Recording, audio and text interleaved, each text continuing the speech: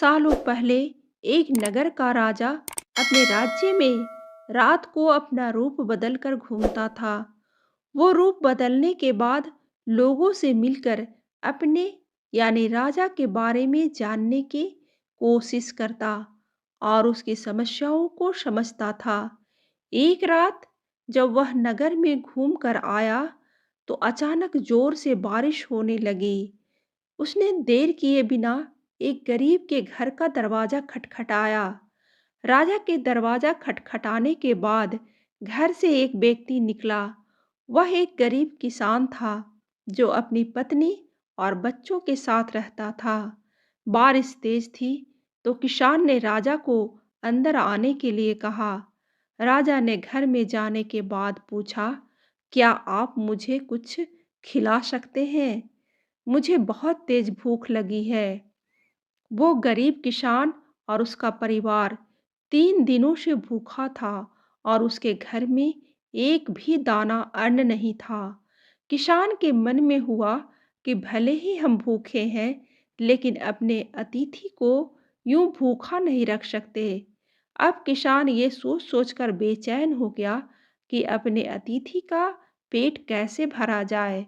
तभी उसने घर के सामने वाली दुकान से चावल चुराने की तरकीब सोची। उसने सिर्फ अतिथि के लिए ही 2 मुट्ठी चावल लिया और उसे पकाकर राजा को खिला दिया। तब तक बारिश रुक गई थी और राजा अपने घर चला गया।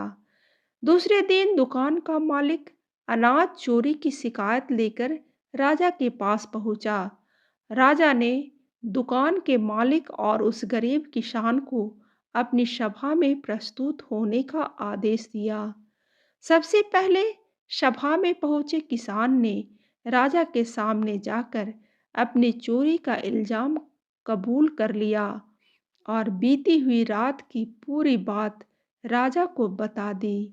किसान राजा से कहता है कि मैंने चोरी की, लेकिन मेरे परिवार ने उस अनाज का एक निवाला भी नहीं खाया।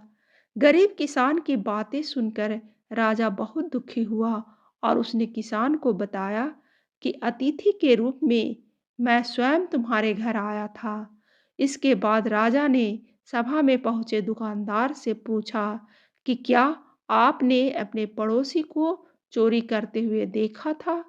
दुकानदार ने जवाब दिया कि हाँ, मैंने इसे रात में चोरी करते हुए देखा था।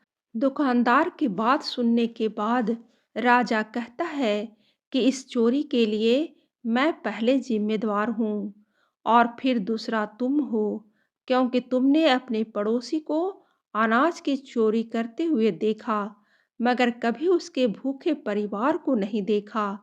तुम अपने पड़ोसी होने का धर्म बिल्कुल नहीं निभा पाए। इतना कहने के बाद राजा ने दुकानदार को सभा से जाने के लिए कह दिया और किसान की अतिथि निष्ठा भाव को देखकर उसे 1000 सोने के सिक्के इनाम के रूप में दे दिया। कहानी से सीख, अगर कोई आसपास रहने वाले मुसीबत में हैं तो हमें उनकी मदद करनी चाहिए। कहानी अच्छी लगे तो लाइक जरूर करें और ऐसी ही कहानी सुनने के लिए सब्सक्राइब बटन दबाइए।